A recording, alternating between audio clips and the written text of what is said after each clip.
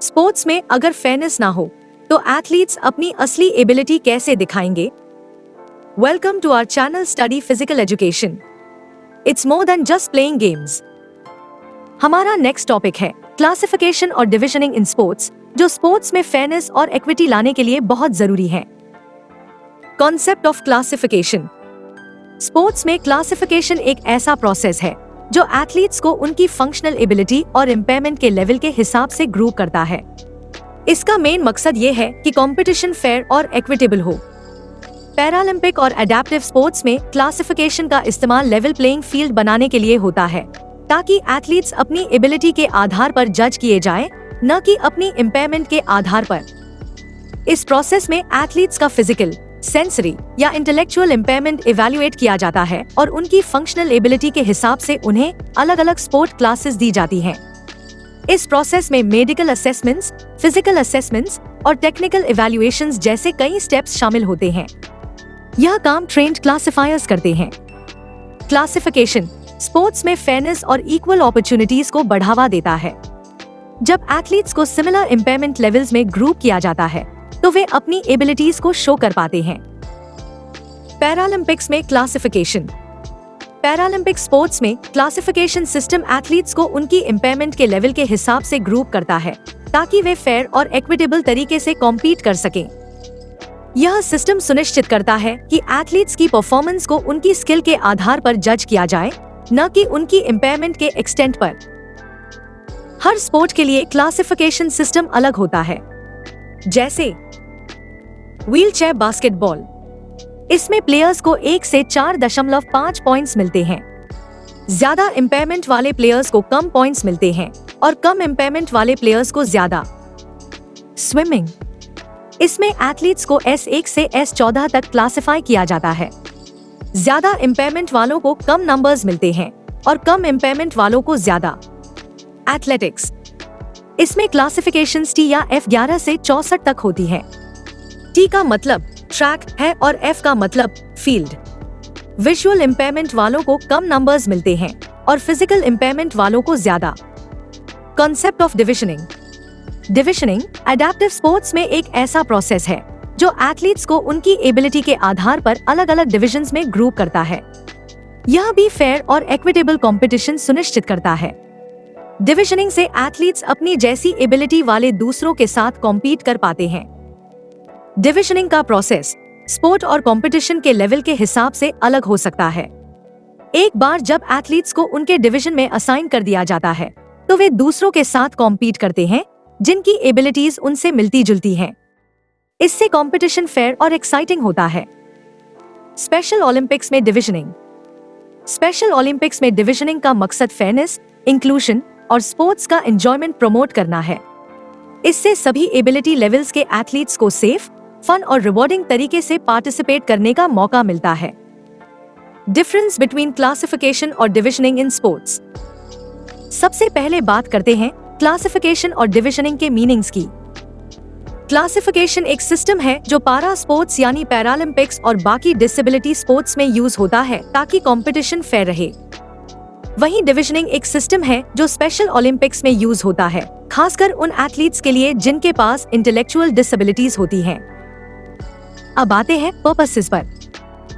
Classification का मकसद athletes को ग्रुप करना होता है उनके डिसेबिलिटी या इम्पेयरमेंट के टाइप और एक्सटेंट के हिसाब से, ताकि जीत स्किल, ट्रेनिंग और फिटनेस पर डिपेंड करे, न कि डिसेबिलिटी के लेवल पर। वहीं डिविजनिंग का मकसद एथलीट्स को ग्रुप करना है उनकी परफॉर्मेंस एबिलिटी के हिसाब से, न कि डिसेबिलिटी के टाइप पर। इससे होता यह है कि लगभग सेम एबिलिटी वाले एथलीट्स आपस में कॉम्पीट करते हैं। बेसिस पर नजर डालते हैं। क्लासिफिकेशन के 2 आधार हैं। फर्स्ट इज मेडिकल बेसिस यानी इम्पेयरमेंट का टाइप, जैसे विजुअल, फिजिकल या intellectual. And second is functional basis यानी इम्पेयरमेंट किसी स्पेसिफिक स्पोर्ट में परफॉर्मेंस को कैसे अफेक्ट करता है। डिविजनिंग के भी 2 आधार हैं। फर्स्ट इज प्रीलिमिनरी परफॉर्मेंस, जैसे टाइम ट्रायल्स, स्किल टेस्ट या स्कोर्स।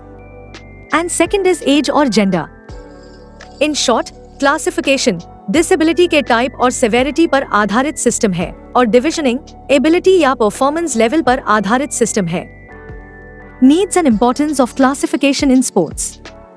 क्लासिफिकेशन की जरूरत इसलिए है ताकि अलग अलग टाइप और डिग्री की डिसेबिलिटीज वाले एथलीट्स के बीच कंपटीशन फेयर रहे। इससे अनफेयर एडवांटेज या डिसएडवांटेज जो इम्पेयरमेंट की सेवेरिटी की वजह से हो सकता है वो हट जाता है। साथ ही ये सभी एथलीट्स को पार्टिसिपेशन की इक्वल अपॉर्चुनिटी देता है। क्लासिफिकेशन स्पोर्ट्स में जस्टिस और इक्विटी को प्रमोट करता है। यह एथलीट्स को मोटिवेट करता है कि वो डिसेबिलिटी डिफरेंस की चिंता छोड़कर सिर्फ ट्रेनिंग और स्किल पर फोकस करें। साथ ही यह पूरे सिस्टम को इंटरनेशनल लेवल पर ऑर्गेनाइज्ड और स्टैंडर्डाइज्ड बनाता है, जैसे कि पैरालंपिक्स में होता है। और जब एथलीट्स को पता होता है कि कंपटीशन फेयर है, तो उनका मोटिवेशन और कॉन्फिडेंस दोनों बढ़ता है। Needs and importance of divisioning in sports. इसकी जरूरत इसलिए है ताकि इंटेलेक्चुअल डिसेबिलिटीज वाले एथलीट्स को उनकी एबिलिटी और परफॉर्मेंस लेवल के हिसाब से ग्रुप किया जा सके। इससे हर एथलीट को कॉम्पीट करने और सक्सीड करने का मौका मिलता है, चाहे उनकी एबिलिटी कुछ भी हो। और इसका मकसद एलिमिनेशन नहीं, बल्कि मैक्सिमम पार्टिसिपेशन को एनकरेज करना है। डिविजनिंग कम्पिटिटिव बैलेंस एंश्योर करता है, यानी सिमिलर एबिलिटी वाले एथलीट्स आपस में कॉम्पीट करते हैं। इससे एथलीट्स का सेल्फ एस्टीम और एंजॉयमेंट दोनों बढ़ता है, क्योंकि हर किसी को जीतने का फेयर चांस मिलता है। ये सोशल इंक्लूजन और एक्सेप्टेंस को भी प्रमोट करता है, मीनिंगफुल कंपटीशन के जरिए। Process of classification in sports. International Paralympic committee यानी आईपीसी ने एक सिस्टमैटिक प्रोसेस डिफाइन किया है ताकि डिसेबिलिटीज वाले एथलीट्स का पार्टिसिपेशन फेयर रहे। यह प्रोसेस आमतौर पर 3 मेन स्टेजेस में होता है। स्टेप 1 मेडिकल और फिजिकल असेसमेंट। इसमें एक मेडिकल पैनल या क्लासिफायर्स एथलीट को एग्जामिन करते हैं। वो चेक करते हैं इम्पेयरमेंट का टाइप क्या है, जैसे visual, physical, intellectual, limb deficiency, cerebral palsy, spinal cord injury वगैरह। साथ ही मेडिकल डॉक्यूमेंट्स, रिपोर्ट्स और हिस्ट्री को वेरीफाई किया जाता है। Step 2 functional assessment. यह एक स्पोर्ट स्पेसिफिक टेस्टिंग है।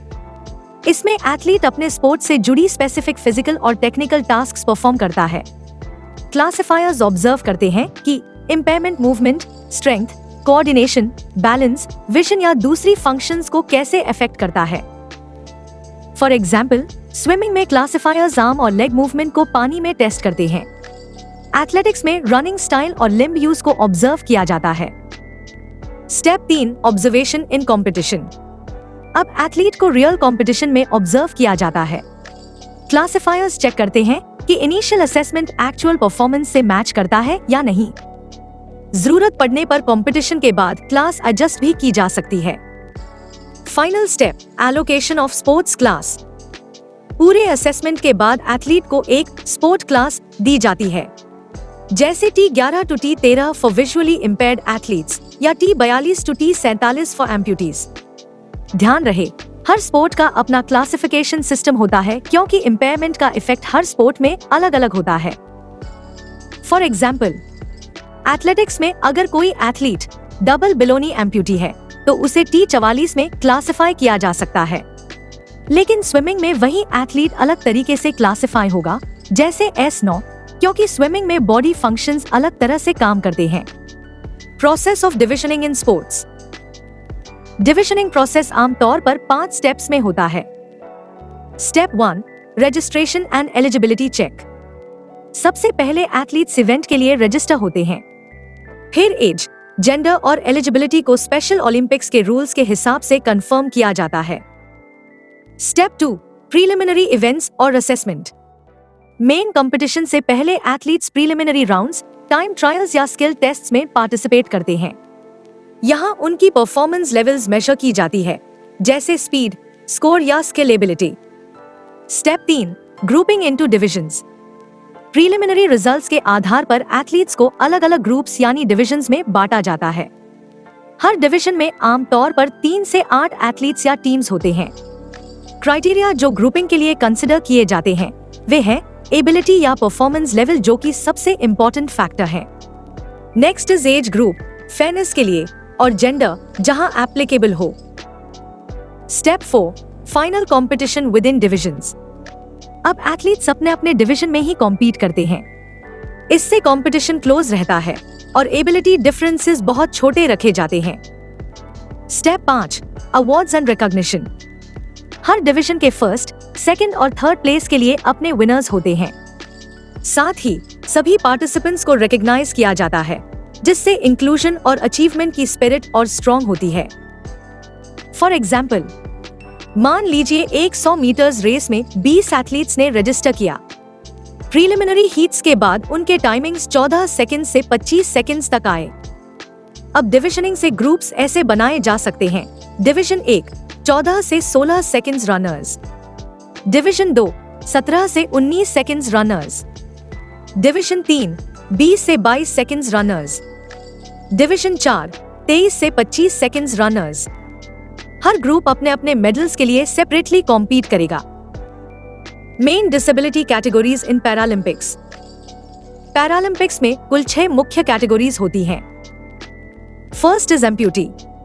इस कैटेगरी को ए से डिनोट किया जाता है। ऐसे एथलीट्स जिनके एक या एक से ज्यादा लिम्स एक्सीडेंट, इलनेस या जन्म से नहीं है।